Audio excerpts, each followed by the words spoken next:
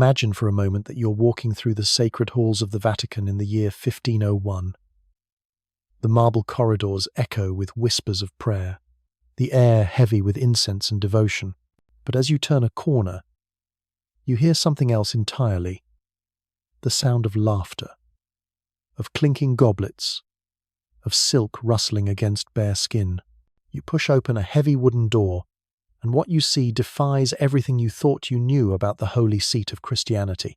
Naked courtesans sprawl across ornate furniture, their bodies adorned with precious jewels. Cardinals shed their sacred robes to join in acts so depraved that even the most seasoned brothel keeper would blush. And presiding over it all, wearing the papal tiara while his hands explore forbidden flesh, sits the most corrupt man ever to claim the throne of St. Peter. This isn't some twisted fantasy or anti-Catholic propaganda. This is documented history. This is the true story of Rodrigo Borgia, known to the world as Pope Alexander VI, the man who transformed the Vatican into his personal pleasure palace and turned the papacy into a criminal enterprise that would make modern organized crime families seem like choir boys. Over the next 40 minutes, I'm going to take you deep into one of the most shocking periods in Christian history, a time when the representative of God on earth was simultaneously running what amounted to the most exclusive and depraved brothel in Europe. You're going to discover how this Spanish cardinal bought his way to the papal throne through bribery so massive it bankrupted rival families. You'll learn about the infamous Chestnut Orgies where naked prostitutes competed for prizes while cardinals placed bets and the Pope himself kept score. We'll explore how Alexander VI fathered at least 7 illegitimate children, promoted his own sons to positions of power, and allegedly committed incest with his own daughter. You'll witness murders carried out in the papal apartments, poisonings at Vatican dinner parties, and political conspiracies that would reshape the map of Europe. But here's what makes this story truly terrifying. Alexander VI wasn't operating in some medieval backwater. This was Renaissance Rome at the height of its cultural and political power. This was supposed to be the spiritual center of Christianity, the beacon of moral authority for millions of believers across Europe. Instead, it became ground zero for a level of corruption and depravity that would have impressed Caligula himself. And the most disturbing part? The church tried desperately to cover it all up, and they very nearly succeeded. Every single detail I'm about to share with you comes from documented historical sources, contemporary chronicles, Vatican records, diplomatic correspondence, and testimonies from those who witnessed these events firsthand. Some of these documents were hidden away in secret archives for centuries. Others were discovered in dusty libraries and forgotten vaults, revealing secrets that powerful people hoped would never see the light of day. What emerges is a picture so shocking, so fundamentally at odds with everything the papacy was supposed to represent, that it challenges our very understanding of institutional power and human nature itself. But to understand how the Vatican could fall so far from grace, we need to step back and examine the world that created Alexander VI. The late 15th century wasn't just any period in history, it was the height of the Italian Renaissance, a time when art, culture, and learning flourished like never before.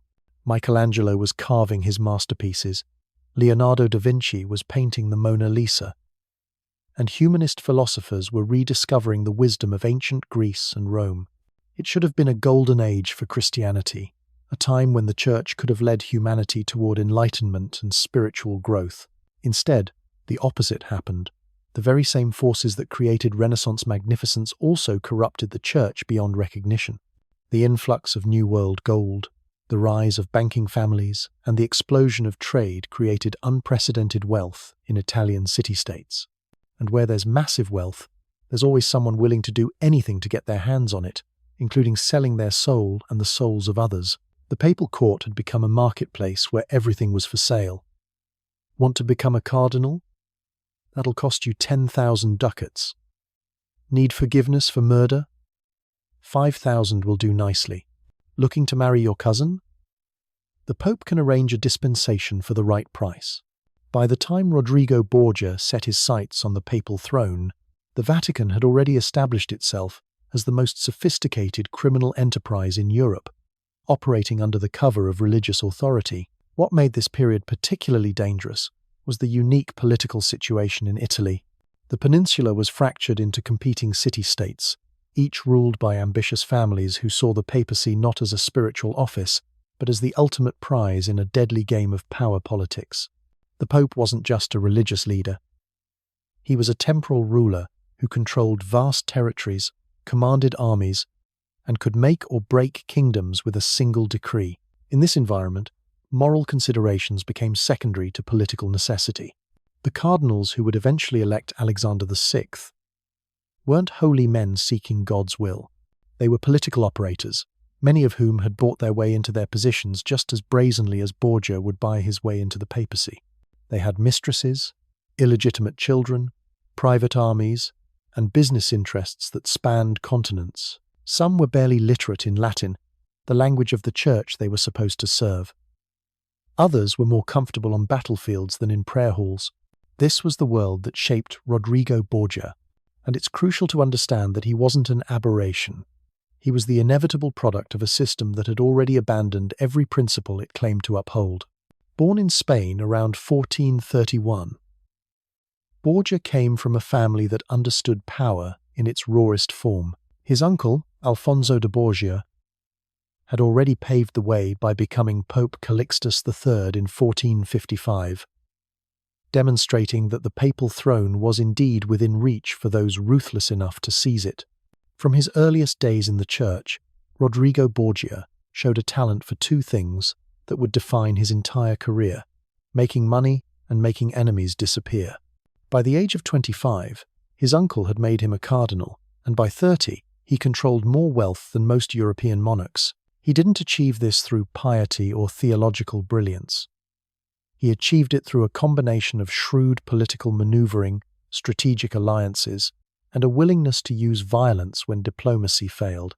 But Borgia's true genius lay in understanding that in Renaissance Italy, everything was a transaction, and every transaction had a price. He spent decades building a network of allies, debtors, and terrified enemies who knew that crossing him meant more than political exile. It meant death. By the time Pope Innocent VIII died in 1492, Rodrigo Borgia had positioned himself as the most powerful man in Rome who wasn't wearing the papal tiara. That was about to change. The papal conclave of 1492 wasn't a spiritual gathering seeking divine guidance. It was an auction, and Rodrigo Borgia came prepared to outbid everyone. The details of what happened behind those locked doors were supposed to remain secret forever. But like all of Borgia's crimes, the truth eventually leaked out through the cracks of history. What we know comes from contemporary accounts that are so shocking they read like satire, except they're all too real. Borgia arrived at the conclave with mule trains loaded with silver, gold, and precious goods. While other cardinals brought prayer books, Borgia brought treasure chests. The Spanish chronicler Peter Martyr wrote that Borgia's agents moved through Rome like a conquering army, carrying bags of gold to the palaces of every cardinal who would have a vote. But this wasn't simple bribery. This was economic warfare conducted with surgical precision. Cardinal Ascanio Sforza, one of Borgia's main rivals, found himself facing financial ruin when several of his major investments mysteriously collapsed just weeks before the conclave. Suddenly, Borgia appeared with an offer. "Support my candidacy, and I'll not only bail out your debts, but I'll make you the second most powerful man in the church." The price? 4 mule loads of silver, and the promise of the lucrative position of vice-chancellor. Cardinal Giuliano della Rovere, another serious contender who would later become Pope Julius II, discovered that his own supporters were being systematically bought out from under him. Borgia's agents offered them deals they literally couldn't afford to refuse: forgiveness of debts that would have bankrupted their families, monopolies on profitable trade routes, and military protection for their territories. One by one, della Rovere watched his coalition crumble as cardinals who had sworn loyalty to him switched sides for Borgia gold. But perhaps the most disturbing account comes from Cardinal Giovanni de' Medici, later Pope Leo X, who wrote in a private letter that Borgia didn't just buy votes, he manufactured them. Several elderly cardinals who had been expected to vote against Borgia mysteriously fell ill during the conclave. Their symptoms were consistent with poisoning, though nothing could be proven. Conveniently, these cardinals recovered just enough to participate in the voting, but remained so weakened that they required assistance from Borgia's supporters to mark their ballots. The psychological warfare was just as brutal as the financial corruption. Borgia's agents spread carefully crafted rumors about his opponents. Cardinal Carafa was said to be secretly Jewish. Cardinal Costa was allegedly planning to move the papacy to France. Cardinal Michiel was rumored to be impotent, raising questions about his spiritual authority. None of these rumors were true, but in the closed environment of the conclave, they spread like poison through the minds of uncertain voters. On the 10th of August, 1492, after 3 days of what can only be described as the most corrupt election in church history, the white smoke rose from the Sistine Chapel. Rodrigo Borgia had been elected pope, taking the name Alexander VI. The cost of his victory was estimated at over 100,000 ducats, more money than most kingdoms possessed. But Borgia understood something his opponents didn't. The papacy would give him access to wealth that would make his investment seem like pocket change. The immediate aftermath of the election revealed just how thoroughly Borgia had corrupted the process. Cardinal Sforza received his promised 4 mule loads of silver, along with Borgia's former palace and all its furnishings. Other supporters found themselves showered with benefices, territories, and positions that had been promised during the secret negotiations.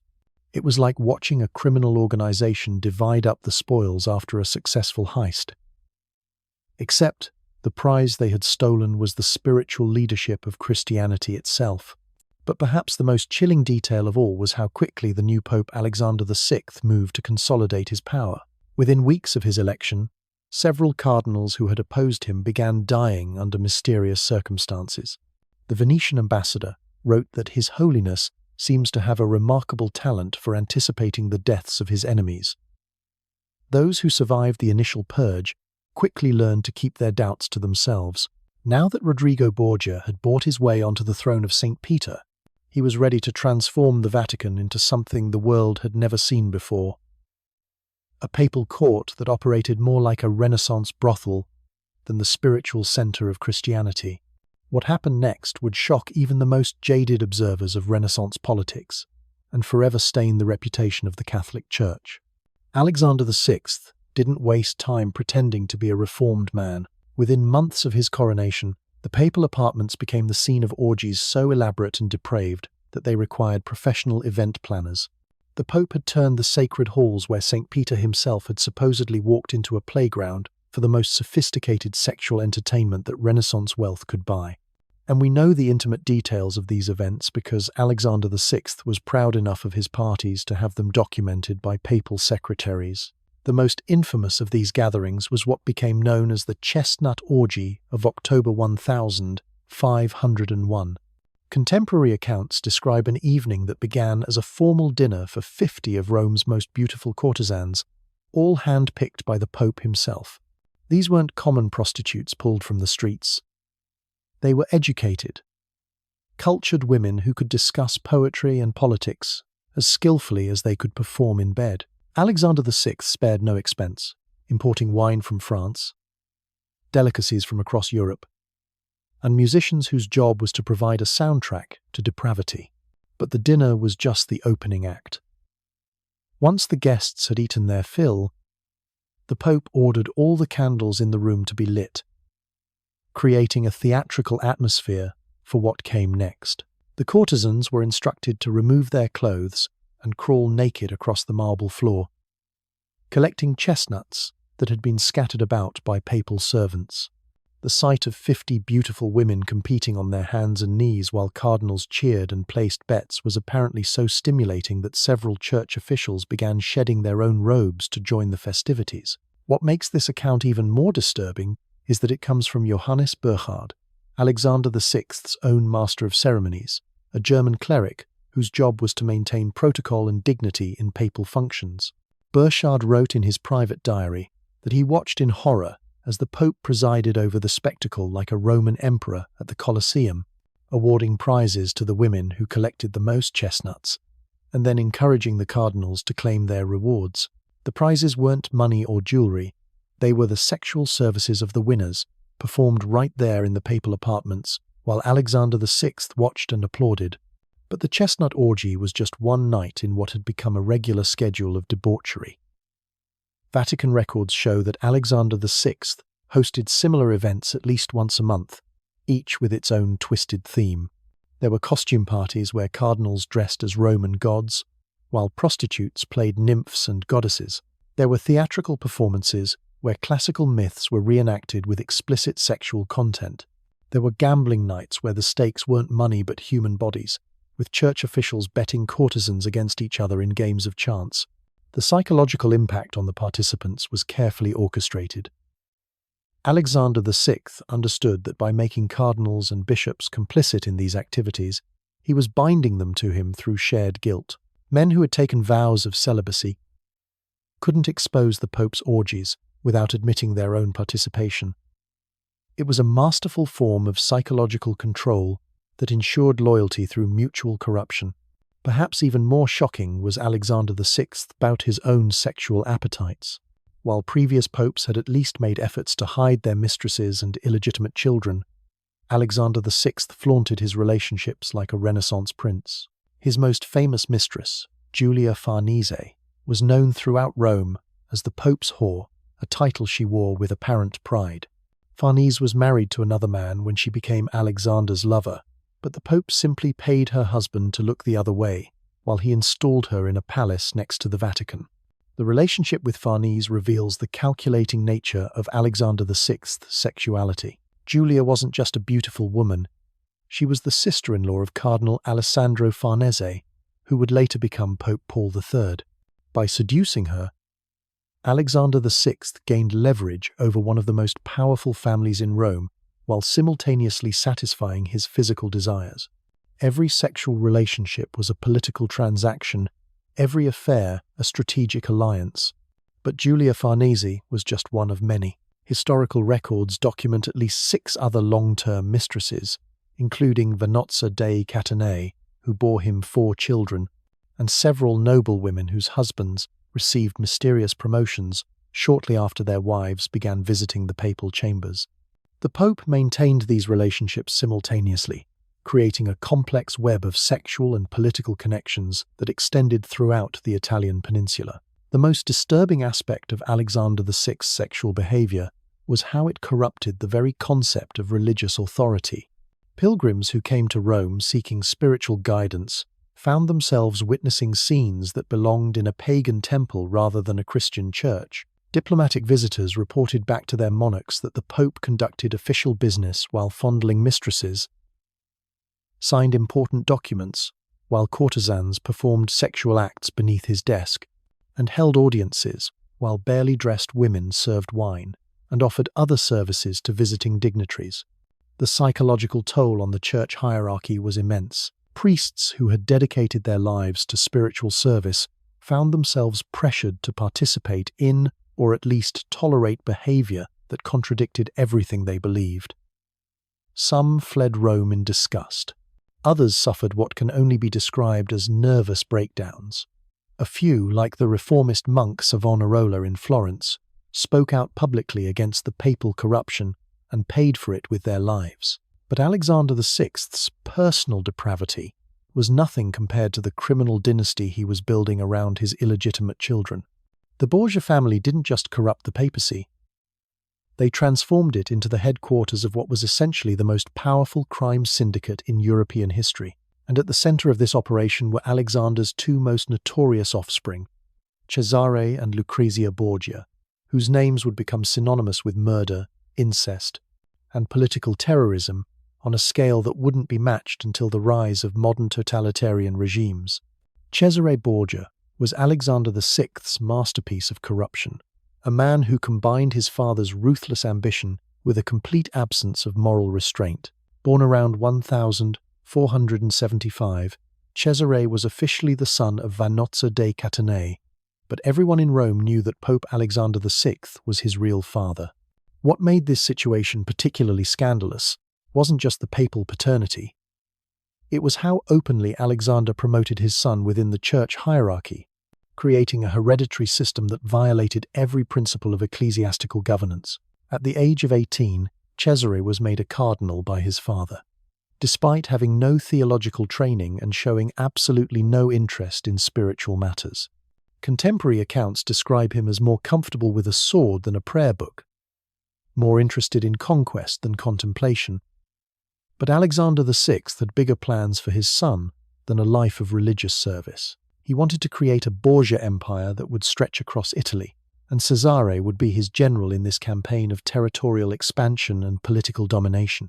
The transformation of Cesare from cardinal to warlord began in 1498, when he became the first person in church history to resign from the cardinalate. This unprecedented move shocked Europe, but it was just the opening gambit in a strategy that would terrorize the Italian peninsula for years to come. Within months, Cesare had assembled an army of mercenaries and began a campaign of conquest that combined military brilliance with psychological warfare of unprecedented brutality. Cesare's methods were so effective that they inspired Niccolò Machiavelli to write The Prince, using the young Borgia as a model for how rulers should combine cunning and cruelty to achieve their goals. But what Machiavelli couldn't capture in his political treatise was the sheer sadistic pleasure that Cesare took in destroying his enemies. This wasn't just strategic violence. This was murder elevated to an art form. The assassination of Alfonso of Aragon in 1500 provides a perfect example of Cesare's methods. Alfonso had married Lucrezia Borgia in a political alliance that no longer served the family's interests. Rather than seek an annulment or diplomatic solution, Cesare decided to eliminate the problem permanently. Alfonso was attacked by masked assassins on the steps of St. Peter's Basilica, but survived the initial assault. As he recovered from his wounds in the papal apartments under heavy guard, Cesare simply walked into the room and strangled him with his bare hands while Lucrezia watched helplessly from the doorway. But Cesare's most terrifying display of power came in 1502, when he invited his captains to what they believed was a peace conference in the town of Senigallia. These were men who had served him faithfully, but were beginning to question his increasingly erratic behavior. Cesare welcomed them with elaborate banquets and generous gifts, then had them all murdered in their sleep. The bodies were discovered the next morning arranged in grotesque tableaux, a message to anyone else who might consider betraying the Borgia family. The psychological impact of these murders extended far beyond their immediate victims.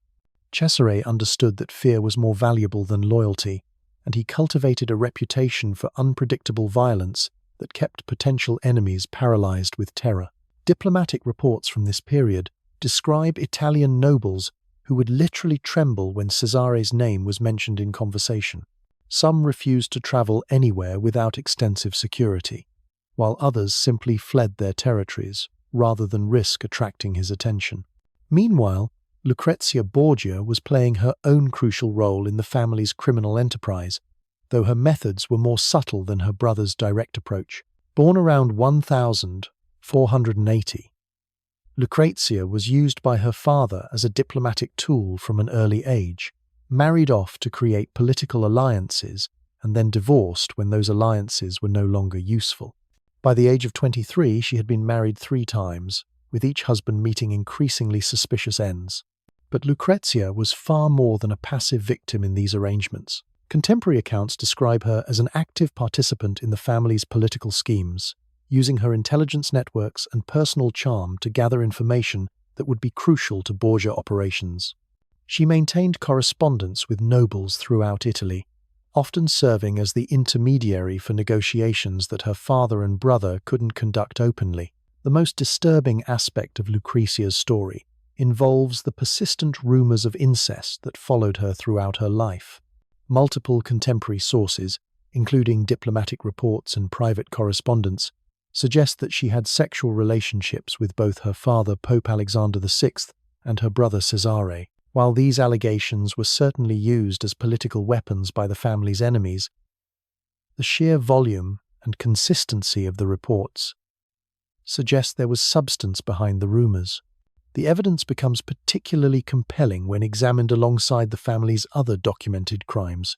Johannes Burchard, the papal master of ceremonies, whose diary provided detailed accounts of Alexander's orgies, also recorded suspicious behavior between the Pope and his daughter.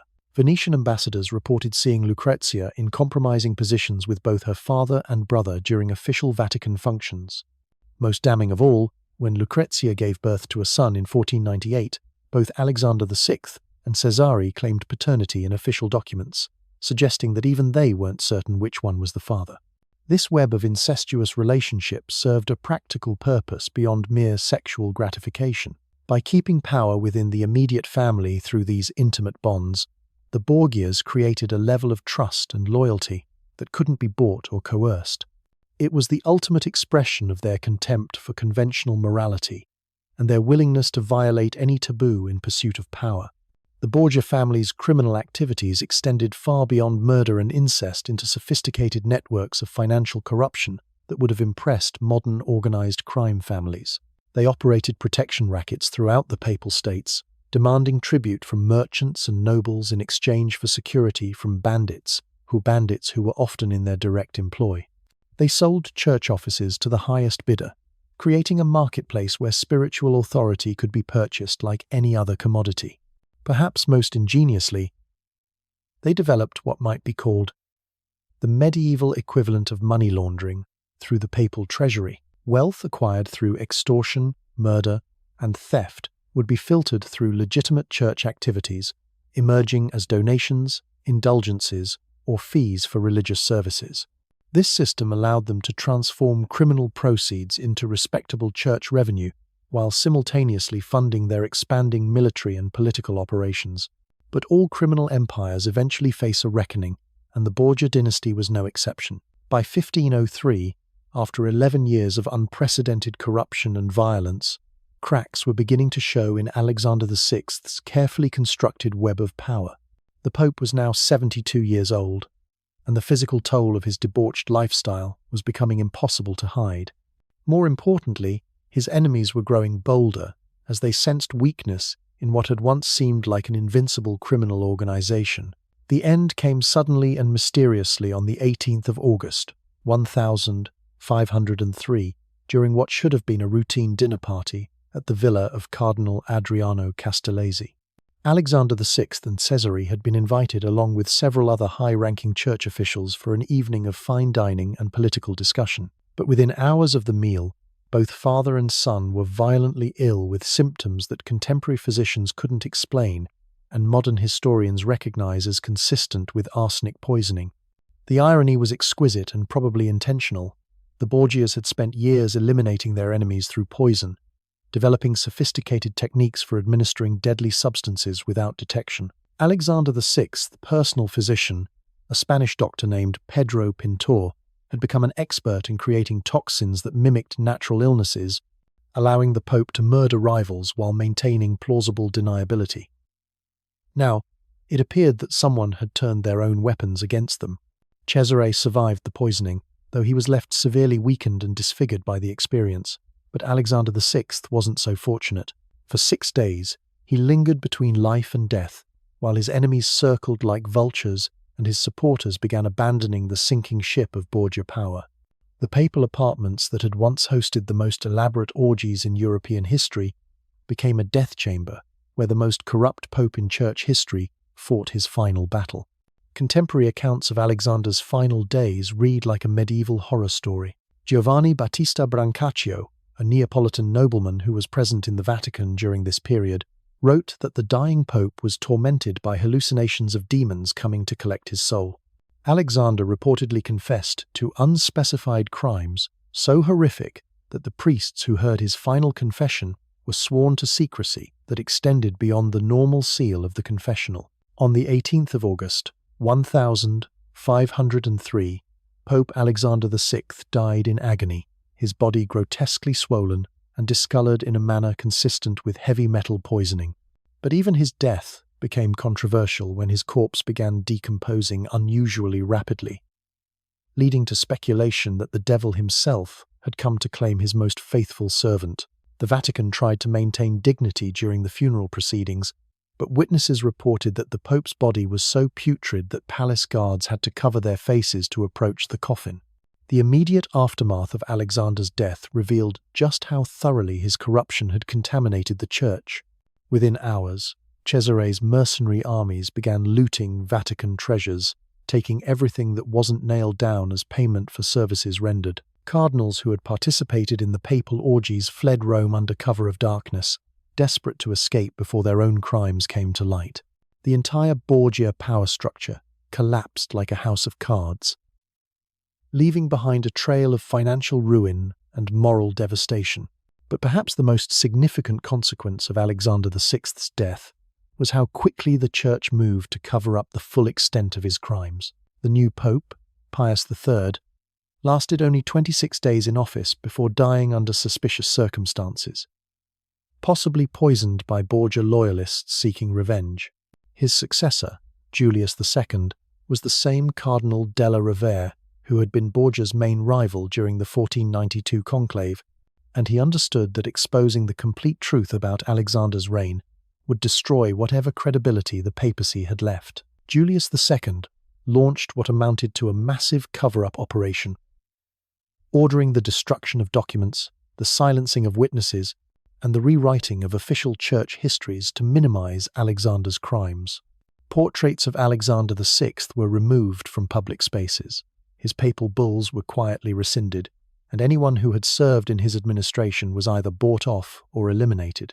The goal was to make Alexander VI's papacy disappear from history as much as possible. This cover-up was remarkably successful for centuries. Until the 19th and 20th centuries, when independent historians gained access to previously secret archives, most of what we now know about Alexander VI's crimes was dismissed as Protestant propaganda or political slander.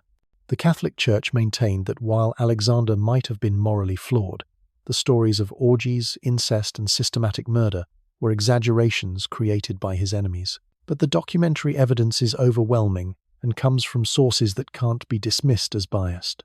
Johannes Burchard's diary, Venetian diplomatic reports, financial records from the papal treasury, and contemporary chronicles from across Europe all tell the same story. Alexander VI didn't just corrupt the papacy, he transformed it into something that was fundamentally incompatible with Christian teaching. The long-term impact of Alexander VI's reign extends far beyond the immediate damage to church credibility. His papacy demonstrated that even the most sacred institutions could be completely corrupted by unchecked power and unlimited wealth. It showed how quickly moral authority could be transformed into criminal enterprise when there were no meaningful checks on institutional power. Perhaps most importantly, Alexander VI's reign planted the seeds for the Protestant Reformation that would tear European Christianity apart just a few decades later. When Martin Luther nailed his 95 Theses to the church door in Wittenberg in 1517, he was reacting not just to contemporary church abuses, but to the institutional rot that Alexander VI had revealed and that his successors had failed to address. The Borgia Pope had proven that the Catholic Church's claims to moral authority were hollow, and reformers across Europe would use his example to justify their rebellion against papal supremacy. Today, more than 5 centuries after Alexander VI's death, the Catholic Church still struggles with the legacy of his corruption. Every scandal involving church authorities, every revelation of institutional cover-ups, every crisis of credibility can be traced back to the precedent that Alexander VI established. He showed that religious institutions are not immune to the same forces of corruption that destroy secular governments, and that moral authority, once lost, is almost impossible to fully recover. The story of Pope Alexander VI is ultimately a warning about what happens when power operates without accountability, when institutions prioritize self-preservation over truth, and when those who claim to represent divine authority forget that they are still human beings capable of the most profound evil.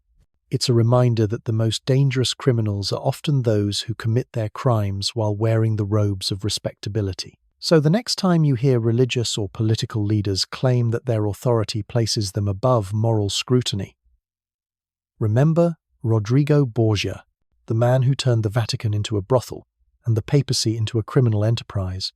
Remember that no institution, no matter how sacred, is immune to corruption when good people choose to remain silent in the face of evil. If this deep dive into one of history's darkest papal reigns has fascinated you as much as it has me, make sure to subscribe and hit that notification bell because we have so much more dark history to explore together. Next week, we're diving into another shocking story of institutional corruption, the Medici family's transformation of Renaissance banking into a tool for political manipulation and murder. Trust me, you won't want to miss it. And if you enjoyed learning about Alexander VI's crimes, drop a comment below and let me know what other dark historical figures you'd like me to investigate. The rabbit hole of human depravity goes much deeper than you might imagine. And I'm here to guide you through every twisted turn.